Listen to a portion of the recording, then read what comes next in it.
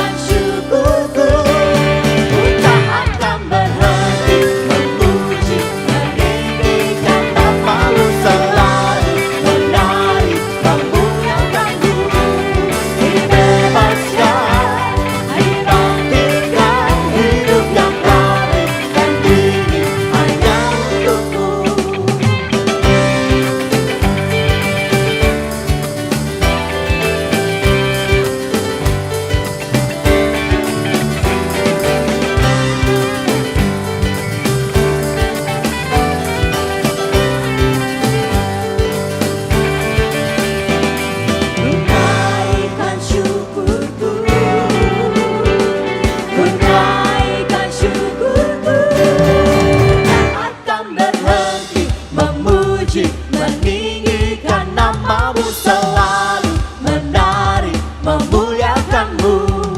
Dibebaskan, dibangkitkan, hidup yang kau beri dan kini hanya untukmu. Menari, memuji, meninggikan namamu, selalu menari memuliakanmu. Dibebaskan, dibangkitkan, hidup yang kau beri dan kini hanya untukmu. Dibebaskan, dibangkitkan, hidup yang kau beri dan kini hanya untukmu. Dibebaskan, dibangkitkan, hidup yang kau beri dan kini hanya untukmu.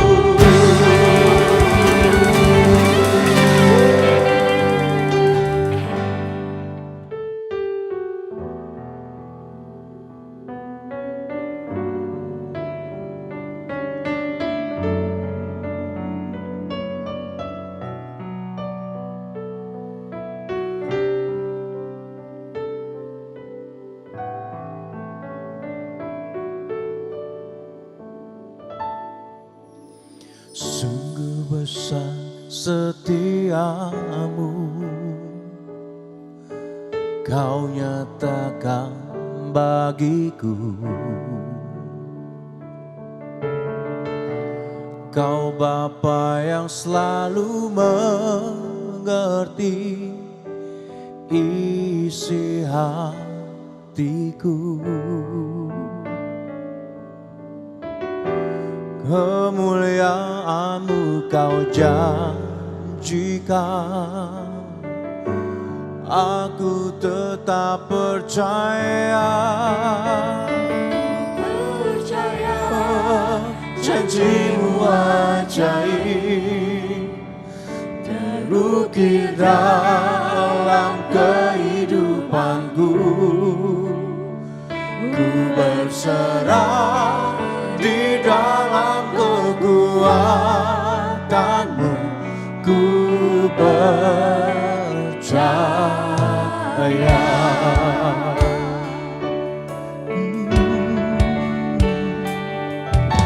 Sungguh besar setiamu, kau nyatakan bagiku. Kau Bapa yang selalu mengerti isi hatiku. Kemuliaan-Mu kau janjikan, aku tetap percaya. Ku percaya janji-Mu ajaib terukir dalam kehidupanku. Ku berserah di dalam kekuatan-Mu, hanya Kau segalanya bagiku. Ku percaya janji-Mu ajaib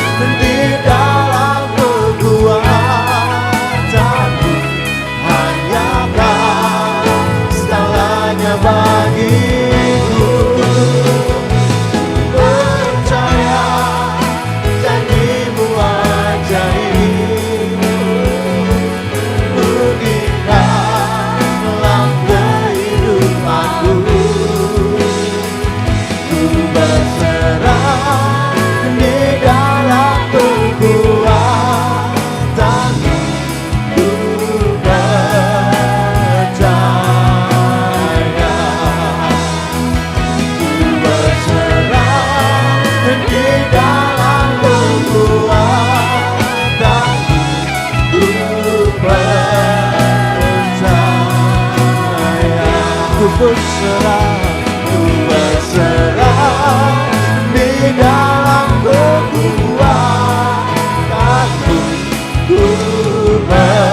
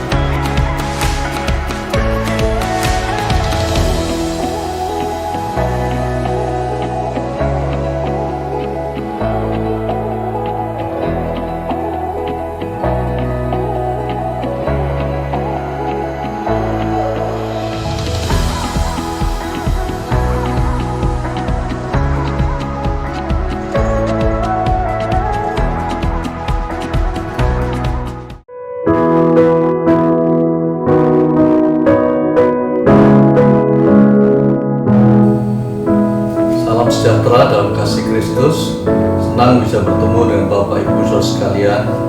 Hari ini kita akan belajar satu kebenaran firman Tuhan yang sederhana, yaitu tentang kebahagiaan orang yang suci hatinya, atau tentang purity heart, hati yang murni.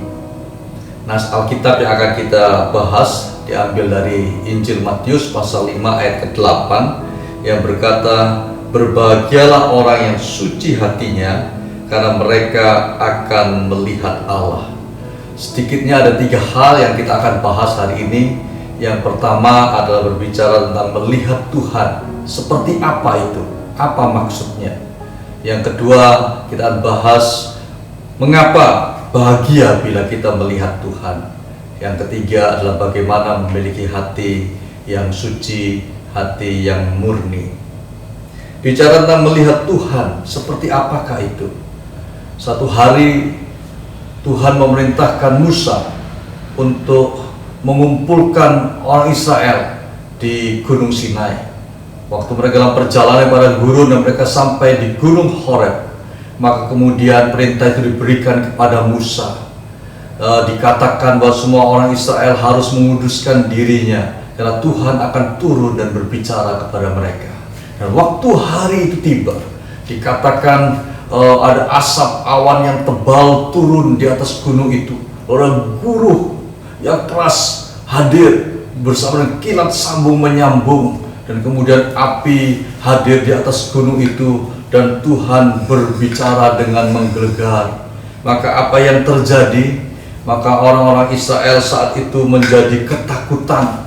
Dalam Keluaran pasal 20 ayat 18 sampai dengan ayat ke-20 dikatakan di situ bahwa bangsa itu gemetar, lalu mereka berdiri jauh-jauh dan mereka berkata kepada Musa, "Engkaulah berbicara dengan kami, maka kami akan mendengarkannya, tetapi janganlah Allah yang berbicara dengan kami, nanti kami mati." Tetapi Musa berkata pada bangsa itu, "Janganlah takut, so Allah telah datang dengan maksud untuk mencoba kamu, dan dengan maksud supaya takut akan Dia ada padamu, agar kamu jangan berbuat dosa." Jadi di sini orang Israel begitu ketakutan, gemetar waktu Tuhan menyatakan dirinya kepada mereka. Jadi seperti apakah melihat Tuhan itu? Suatu kali Musa berkata kepada Tuhan, "Perlihatkanlah kemuliaan-Mu kepadaku." Lalu Tuhan berkata kepada Musa, "Ya baik, aku akan berjalan melewati engkau, tetapi tahukah engkau bahwa tidak ada orang yang melihat kemuliaan-Ku dan tetap hidup? Karena itu waktu aku berjalan melewati engkau, maka di situ ada satu celah lekukan di gunung batu itu.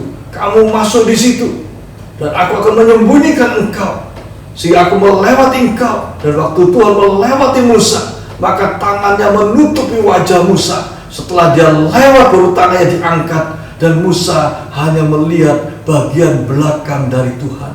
Begitu mulianya kehadiran Tuhan. Bisa bayangkan seperti berpendangnya matahari yang begitu rupa dahsyatnya, sehingga siapapun yang melihatnya akan binasa, akan hancur oleh panas matahari yang luar biasa itu.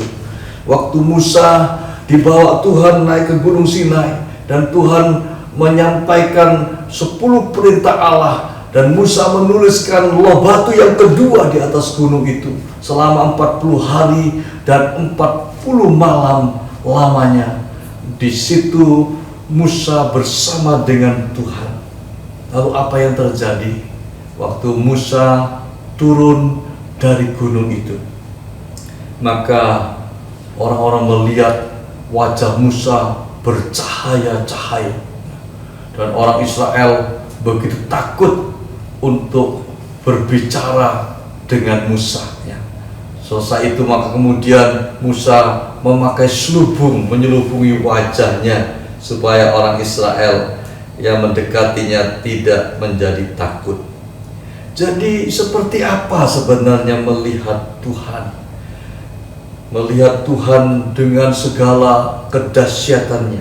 Sesungguhnya melihat Tuhan yang dimaksudkan adalah mengalami kehadiran Tuhan, mendengar suaranya, dan merasakan satu hubungan yang akrab dengan Tuhan.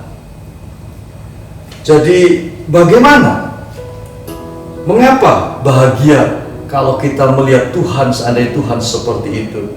Pertama, kita belajar dari berkat imam. Waktu seorang imam memberikan berkat, di sana dikatakan dalam Bilangan pasalnya yang ke-6 ayat 24 sampai ayat 26, dikatakan Tuhan memberkati engkau, Tuhan melindungi engkau, lalu Tuhan menyinari engkau dengan wajahnya dan memberi engkau kasih karunia. Tuhan menghadapkan wajahnya kepadamu dan memberi engkau damai sejahtera. Kata yang berkata dalam Injil Matius 5 ayat 8, berbahagialah orang yang suci hatinya, karena mereka akan melihat Tuhan. Kata melihat Tuhan dalam bahasa Greek, bahasa Yunani disebutkan melihat wajah Tuhan. Dalam bahasa Yunaninya dikatakan prosopon, wajah Tuhan. Jadi waktu berkat imam berkata, dia memberkati umat Tuhan, berkata Tuhan menyinari engkau dengan wajahnya, lalu menghadapkan wajahnya kepadamu. Itu sebuah kiasan. So, kalau betul-betul menghadapkan wajah, Musa tidak berani, tidak diizinkan oleh Tuhan menghadapi dia, karena barang siapa melihat dia akan binasa. Jadi sebenarnya sebuah kiasan dari kehadiran Tuhan dalam hidup seseorang, di mana Allah hadir dalam hidupnya, ada persekutuan yang erat dengan dia. Dan dikatakan waktu imam berkati, waktu wajah Tuhan hadir menyinari kita, maka dikatakan ada dua hal terjadi. Satu, kasih karunia diberikan, dan kedua ada damai sejahtera. Kata kasih karunia dalam terjemahan Alkitab bahasa Inggris menggunakan kata be gracious. Tuhan begitu berkemurahan hati buat kita. Dia baik, dia penuh kemurahan bagi umatnya, dan kemudian memberikan damai sejahtera.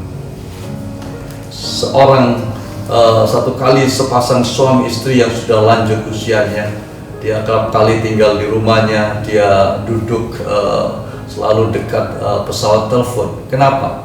Karena dia sangat rindu menantikan anak ataupun cucunya untuk menelpon dia, karena dia merasa sepi, dia merasa sendiri, merasa sesuatu yang kosong dalam hidupnya.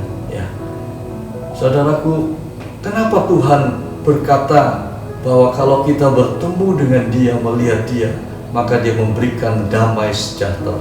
Karena damai sejahtera yang Tuhan berikan adalah sesuatu yang sangat luar biasa. dan damai itu hadir dalam hidup kita, maka dia mengisi rongga-rongga yang kosong dalam hidup kita, memberikan damai yang besar, sehingga semua kesepian hilang, semua perasaan kesendirian hilang, tetapi di situ damainya hadir, sebagaimana kehadirannya nyata di dalam hidup kita. Bersamaan dengan kehadiran Tuhan, ya, kalau dalam perjanjian lama kita selalu melihat bahwa kehadiran Tuhan itu digambarkan dengan tabut perjanjian, ya. Tabut perjanjian itu ada dua bagian, yaitu kotak tabutnya, lalu yang bagian atas itu ada disebut sebagai tutup pendamaian, di mana ada dua kerub malaikat yang menghadap kepada tutup itu.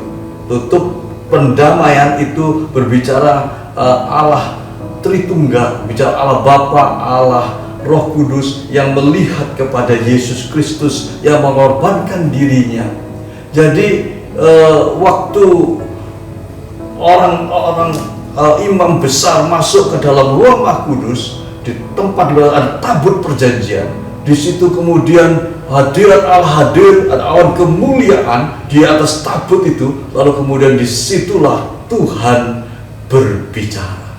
Jadi berbicara tentang kehadiran Tuhan, ya, tidak pernah bisa terlepas dari suaranya Tuhan. Dalam Keluaran 25 ayat 22 hal ini disebutkannya. Demikian firman Tuhan, Keluaran pasal 25 ayatnya yang ke-22. Keluaran 25 ayat 22. Saya bacakan. Dan di sanalah aku akan bertemu dengan engkau, ya, maksudnya di atas tutup pendamaian itu.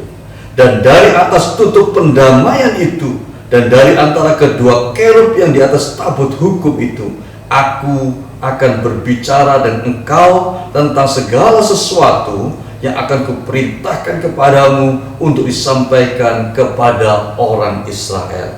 Jadi jelas sekali bahwa kehadiran Tuhan tidak pernah bisa dipisahkan dengan suaranya.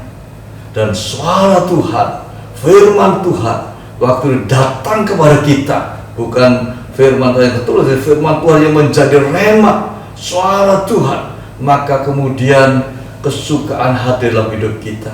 Kekhawatiran bisa lenyap, ketakutan bisa sirna, kecemasan bisa hilang, ya, kesedihan digantikan dengan sukacita karena kehadiran suara Tuhan. Bahkan pemazmur katakan disampaikannya firman-Nya dan disembuhkannya mereka. Jadi firman Tuhan itu begitu berkuasa, begitu luar biasa. Ya, itu sebabnya mengapa kita bahagia kalau melihat Tuhan, ya, karena suaranya itu berkuasa. Yang ketiga, itu mengapa bahagia melihat Tuhan, ya, karena keserupaan dengan Kristus, keserupaan dengan Kristus. Waktu kita masuk ke dalam hadiratnya, ya, maka kita begitu dekat dengan Tuhan, merasakan kehadirannya. Dan kita tahu kadang-kala orang yang sudah menjadi pasangan suami istri, orang seringkali berkata, iya ya, wajahnya makin lama makin serupa ya.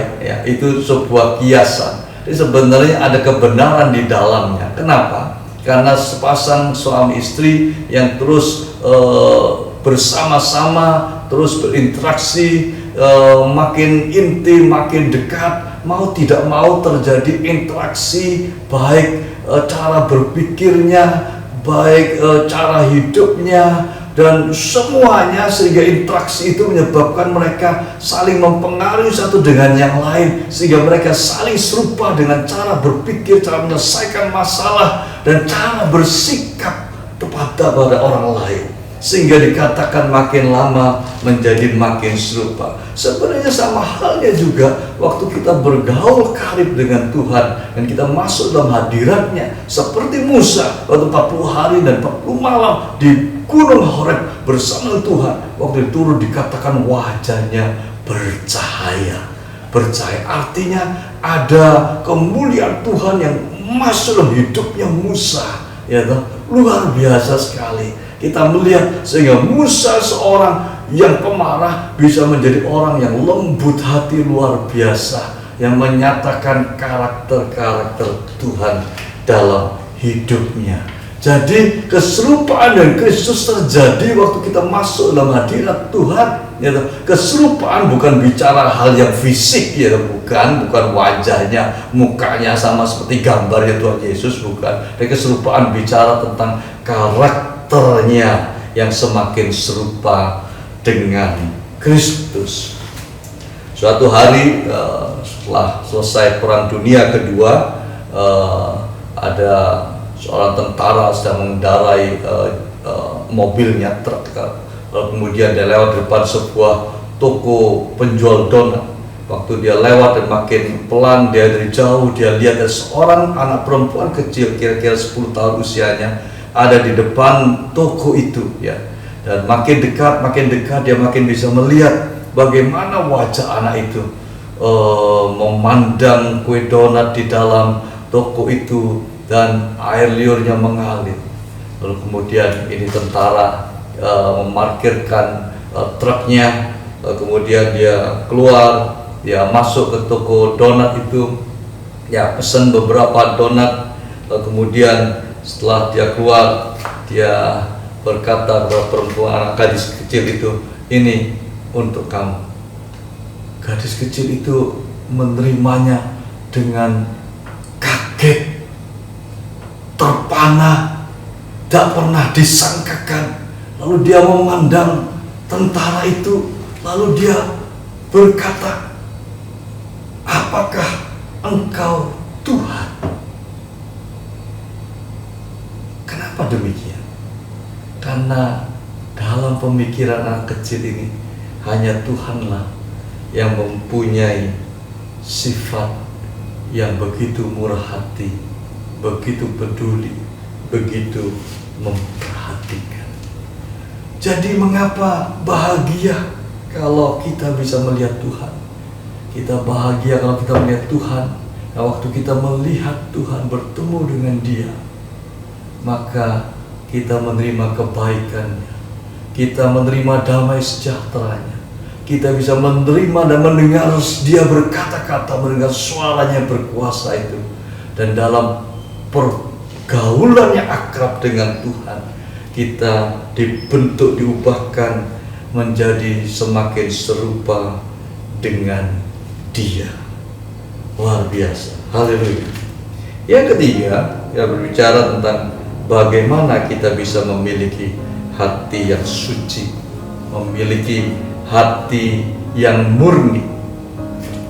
Dalam Ibrani pasal yang ke-10 ayat 19 sampai ayat 20 dikatakan, oleh darah Yesus kita sekarang penuh keberanian dapat masuk ke dalam tempat kudus, karena Ia telah membuka jalan yang baru dan yang hidup bagi kita melalui tabir, yaitu dirinya sendiri. Kitab Ibrani sangat banyak berbicara tentang perjanjian lama, khususnya tentang kemah sembahyang. Karena apa yang adalah perjanjian lama, kemah sembahyang itu berbicara tentang gambaran yang akan datang yang digenapi oleh hidup Yesus. Gambaran perjanjian lama berbicara tentang imam besar Harun yang dari tahun ke tahun dia harus masuk ke dalam ruang maha kudus sekali setahun, dan dia harus masuk membawa darah domba untuk menguduskan dosa umat Israel. Setiap tahun dia datang, masuk sekali, terus menerus. Kenapa? Karena itu adalah perjanjian yang tidak sempurna. Tapi kalau yang sempurna datang, maka yang sempurna tidak lagi berlaku. Maka kemudian Yesus dikatakan, Yesus datang, Dia masuk bukan sebagai imam besar menurut peraturan Harun, tetapi Dia masuk menjadi imam besar agung menurut peraturan Melkisedek, yaitu raja kebenaran, raja damai. Ya, Melkisedek dikatakan dia sebagai orang yang tidak berawal, tidak berakhir, penggambaran dari Allah Bapa sendiri. Di situ Yesus menjadi imam besar agung. Dikatakan dia masuk ke ruang Maha Kudus itu hanya sekali. Tidak seperti imam besar berkali-kali. Dia hanya masuk satu kali. Dan dia bukan membawa darah anak domba, tetapi dia membawa darahnya sendiri. Dia persembahkan di situ untuk menyucikan dosa umat di dunia ini, supaya barang siapa percaya kepadanya tidak binasa, melainkan beroleh hidup yang kekal. Lalu dikatakan ayat tadi bahwa ia membuka itu melalui tabir, yaitu dirinya sendiri. Kita ingat waktu Yesus tergantung di kayu salib, dan di situ dia berseru, Eli, Eli lama sabatani, Allahku, Allahku, mengapa kau meninggalkan aku? Dikatakan lalu kemudian dia menyerahkan nyawanya, dan dikatakan ada gempa bumi yang dahsyat dan tabir bait suci terbelah dua. Nah, itulah yang terjadi waktu tabir bait suci terbelah dua, maka jalan untuk menuju ke ruang Maha Kudus dikatakan terbuka. Dan tabir itu berbicara tentang diri Yesus yang diserahkan. Dia serahkan dirinya sehingga olehnya jalan untuk masuk ke dalam ruang Maha Kudus terbuka. Ya. Dan setiap orang yang percaya kepadanya tidak binasa, tetapi beroleh hidup kekal. Jadi karenanya kemudian setiap orang yang percaya kepada Yesus, ya, dikatakan dia disucikan dosanya. 1 Yohanes 1 ayat 9 dikatakan bahwa Allah itu setia dan adil, ya, barang siapa mengaku dosanya, maka Allah akan menyucikan dia dengan darahnya sehingga dia bersih, ya, bersih dari segala dosa, dari segala kejahatan. Dan disinilah kita melihat, maka setiap orang yang percaya kepada Yesus, waktu dia datang pada Yesus, dia menyerahkan hidupnya pada Yesus, maka kemudian dia mengalami suatu proses kelahiran baru, dan dia dikuduskan oleh darah Yesus menjadi umat yang kudus, ya. Kata suci hatinya dalam bahasa Yunani itu menggunakan kata kateros. Kateros artinya bersih, bersih. Jadi ini merujuk pada saat kita mengalami proses kelahiran kembali, maka kita disucikan, dikuduskan, dan menjadi umat yang kudus. Dan itu adalah status kita.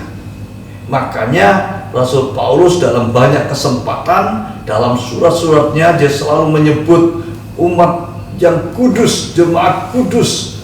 Hai jemaat di Galatia, di Efesus, di Filipi, jemaat umat yang kudus, ya. Karena mereka semua disebut sebagai orang yang kudus karena sudah dikuduskan oleh darah Yesus. Jadi kita ini adalah orang-orang kudus, ya. Oleh karena Yesus sudah menguduskan kita, dan itu adalah bicara status kekudusan. Status kekudusan. Namun kemudian Mother Teresa berkata dalam satu ungkapan yang sangat luar biasa, dia berkata, our progress in holiness, ya, jadi kemajuan kita dalam kesucian dan kekudusan depends on God and ourselves, bergantung pada Allah dan pada diri kita sendiri, on God's grace and on our will to be holy, ya, pada anugerah Allah dan pada keinginan kita untuk menjadi kudus. Artinya Mother Teresa berbicara bahwa ada bagian kita, ada bagiannya Tuhan, ya. Bagiannya Tuhan adalah anugerah yang dia lakukan lewat pengorbanannya di kayu salib yang hanya sekali, tapi itu sempurna sehingga tidak perlu ada pengorbanan berikutnya lagi. Dan itu yang menguduskan hidup kita. Tetapi juga kemudian ada bagian kita, keinginan kita. Sebab Yakobus 1 ayat 14-15 berkata bahwa setiap orang dicobai oleh keinginannya untuk berbuat dosa, ya. Jika keinginan itu dibuahi, lalu kita menjadi berdosa. Kalau itu menjadi matang, lalu akhirnya membawa kepada kebinasaan. Jadi ada keinginan pada manusia di mana itu dipikat untuk dia berbuat dosa. Kita oleh darah Yesus sudah disucikan, kita jadi umat yang kudus. Tapi kemudian di dalam perjalanan hidup kita, maka kita juga mempunyai panggilan untuk menjalani hidup yang kudus hari lepas hari, bahkan di dalam seluruh aspek hidup kita. 1 Petrus 1 ayat 15 berkata, tetapi hendaklah kamu menjadi kudus di dalam seluruh hidupmu, sama seperti Dia yang kudus yang telah memanggil kamu. Suatu kali Nabi Yesaya dia masuk ke dalam bait Allah setelah Raja Uzia meninggal. Raja Uzia adalah salah satu raja Yehuda yang terkemuka, salah satu raja yang luar biasa dipakai Tuhan. Dia memerintah selama 52 tahun. Dalam zamannya kerajaan Yehuda menjadi begitu luar biasa, dikagumi banyak orang, dihormati banyak orang. Banyak bangsa-bangsa lain yang mengirimkan upeti, pertanian yang berkembang luar biasa, angkatan perangnya hebat gitu. Tetapi satu kali saat dia sudah maju, dia menjadi sombong, lalu dia mengambil satu bagian tugas yang bukan bagiannya, yaitu tugas seorang imam gitu. Dia masuk ke dalam bait Allah, karena itu kemudian Tuhan murka sehingga dia dikutuk, sehingga dia kena kusta dan dia diasingkan, diisolasi jauh dari banyak orang. Setelah dia mati, maka kemudian dikatakan Yesaya masuk ke dalam bait Allah, dan di situ dia bertemu dengan raja di atas segala raja. Tadinya dia sangat sedih oleh karena Uzia, raja yang kepadanya dia melayani, sudah meninggal. Tapi dalam titik kesedihannya itu, dia justru bertemu dengan raja di atas segala raja. Waktu dia masuk bertemu dengan Tuhan di bait Allah, dikatakan malaikat yang berseru, kudus, kudus, kudus. Dan saat kekudusan Allah hadir, saat itu Yesaya tiba-tiba merasa dirinya kotor. Dia berkata, celaka aku orang yang najis bibir, aku binasa. Di dalam terang kekudusan Tuhan, kerap kali kemudian kita melihat kecemaran hidup kita, bisa melihat ketidakkudusan hidup kita, bisa melihat ketidakbenaran hidup kita. Kadang-kala kita secara manusia, sangat manusiawi sekali, kerap kali membandingkan hidup dengan orang lain, berpikir aku lebih baik dari dia, aku lebih suci dari dia, aku lebih murah hati dari dia. Tetapi sebenarnya kalau standarnya dihadapkan pada kekudusan Allah, seperti kita waktu melihat sinar terang matahari menyorot, lalu kita bisa melihat ada debu yang berterbangan di dalamnya waktu sinar itu muncul. Sama Yesaya waktu dia masuk kekudusan Allah, tiba-tiba disadarkan bahwa bibirnya najis.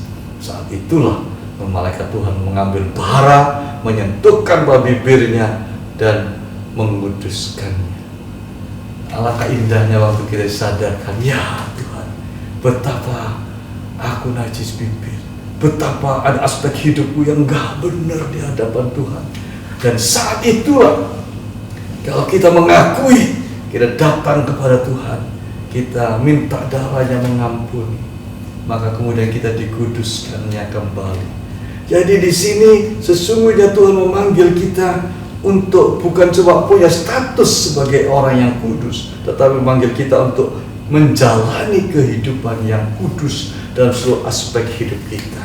Karena dalam Roma 12 ayat 2 dikatakan, janganlah kamu menjadi serupa dengan dunia ini, tetapi berubahlah oleh pembaruan budi. Jangan convert, jangan kompromi dengan dunia ini, tapi transform, berubah oleh pembaruan budi, sehingga kamu membedakan mana kehendak Allah, apa yang baik, yang berkenan pada Allah, dan apa yang sempurna. Lah ayat-ayat ini berbicara tentang yang disebut progressive sanctification, pengudusan terus-menerus dalam hidup kita, ya. Dan itu yang dilakukan. Pertama, oleh karena kita menerima Yesus, kita menjadi umat yang kudus. Tapi setelah itu yang kedua, kita mulai menjalani hidup dalam dunia ini. Tuhan telah memanggil kita untuk hidup berbeda dengan dunia, yaitu untuk hidup kudus hari lepas hari, dan lewat suatu proses yang disebut sebagai progressive sanctification. Seperti apa proses itu? Saya coba menggambarkan lewat bagan, saudara nanti bisa lihat bagannya. Yaitu pertama, kita adalah orang berdosa. Kalau orang berdosa datang pada Yesus, kemudian kita dikuduskan. Karena dikuduskan, maka kemudian kita mempunyai hati yang murni, hati yang bersih, kateros. Lalu karena kita punya hati yang bersih, hati yang dikuduskan, maka kitab Ibrani berkata, maka dengan penuh keberanian aku datang masuk ke dalam hadirat Tuhan. Dengan apa? Dengan hati yang tulus dan iman yang teguh. Jadi bagaimana kita masuk ke hadirat Tuhan? Kitab Ibrani berkata, dengan iman percaya. Karena tanpa iman tidak mungkin berkenan kepada Allah. Tetapi barang siapa percaya bahwa Allah ada, maka dia datang kepadanya, dia akan menerima upah daripadanya. Jadi kita datang dengan iman percaya, dengan penuh keberanian masuk dalam hadiratnya Tuhan. Waktu kita masuk dalam hadiratnya, kemudian apa yang terjadi?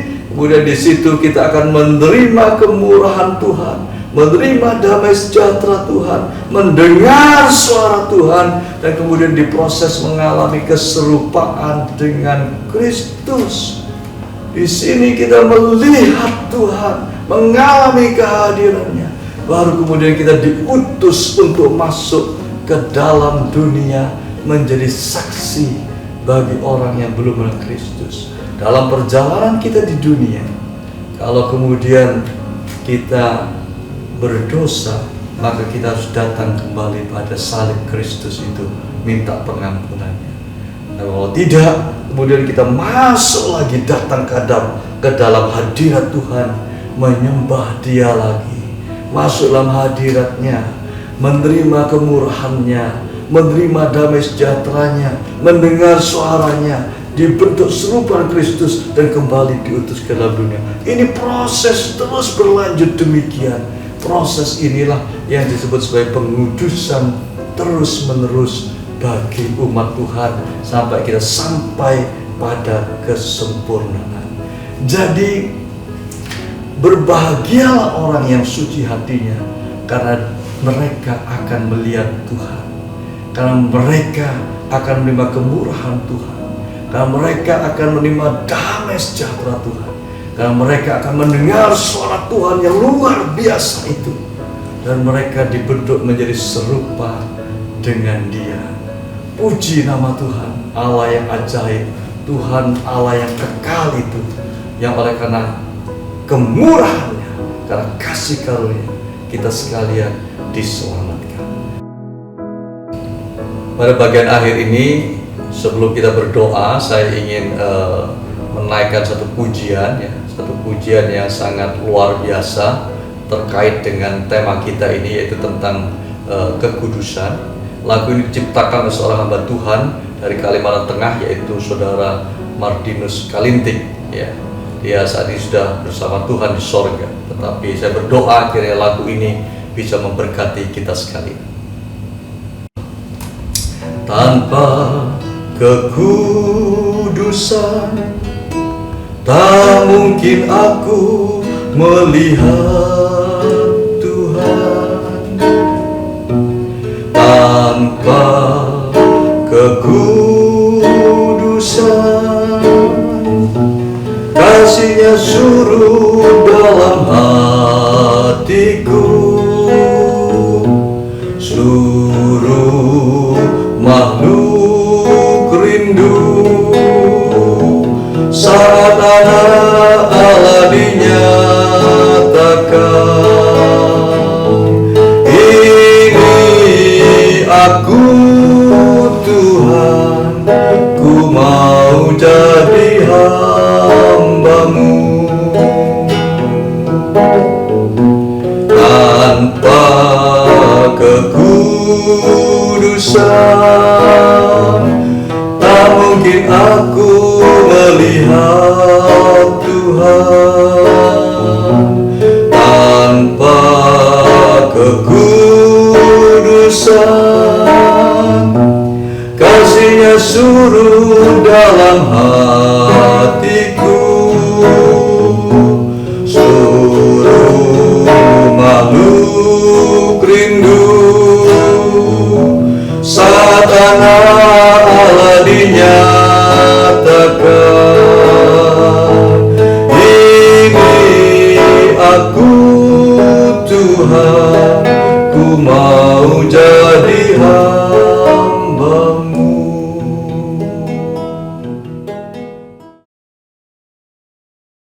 Mari kita berdoa.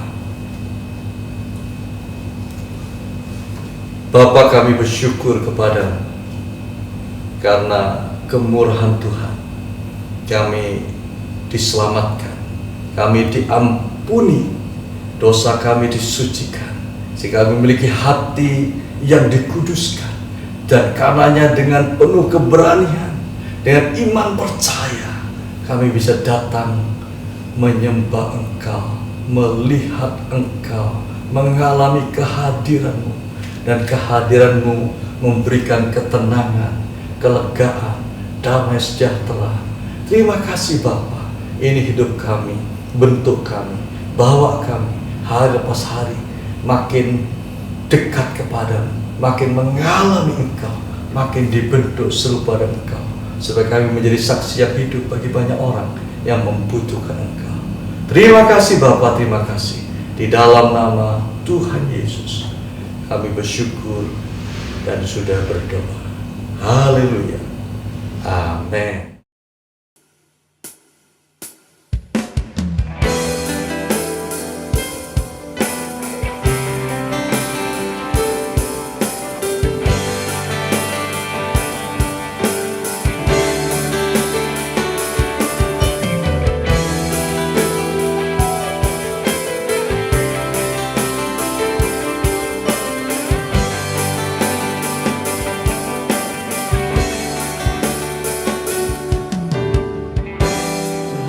Berkati dan lindungi, sinari dengan wajah-Nya dan beri karunia. Tuhan hadapkan wajah-Nya dan beri damai. Tuhan berkati dan lindungi, sinari dengan wajah-Nya dan beri karunia. Tuhan hadapkan wajah-Nya dan beri damai.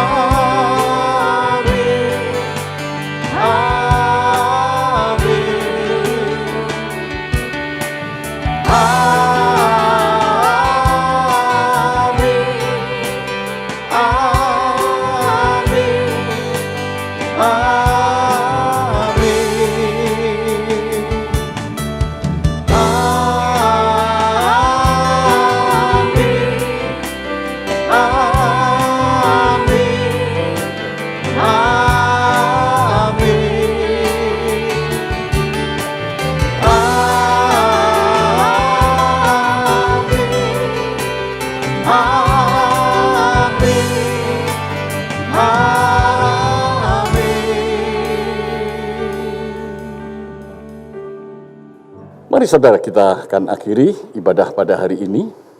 Mari semua yang di rumah tetap bangkit berdiri, angkat kedua tanganmu, dan terimalah berkat Tuhan. Tuhan, kami bersyukur buat ibadah pada hari ini. Tuhan sudah memberkati kami, dan tiba saatnya kami menyediakan diri kami, membuka hati untuk menerima berkat surgawi sepenuhnya. Saudara-saudara yang dikasihi Tuhan, Tuhanlah yang melindungi, Tuhanlah yang memberkatimu selalu. Tuhan menghadapkan wajah-Nya kepadamu dan memberikan kasih karunia-Nya. Tuhan menyinari engkau dengan wajah-Nya dan memberikan damai sejahtera-Nya. Sebab itu, damai sejahtera Allah tetap tinggal di dalam seisi rumahmu. Saat ini terimalah rahmat dan berkat Allah yang melimpah kasih anugerah Tuhan Yesus Kristus, kuasa, pimpinan, persekutuan, dan penghiburan Roh Kudus selalu menyertai saudara-saudaraku sekalian mulai hari ini dengan hati yang baru. Hati yang dipenuhi Roh Kudus, saudara melakukan perjalanan hidup ini sampai kedatangan Tuhan yang kedua kali. Haleluya. Semoga diberkati dalam nama Tuhan Yesus. Mari bersama kita katakan, amin.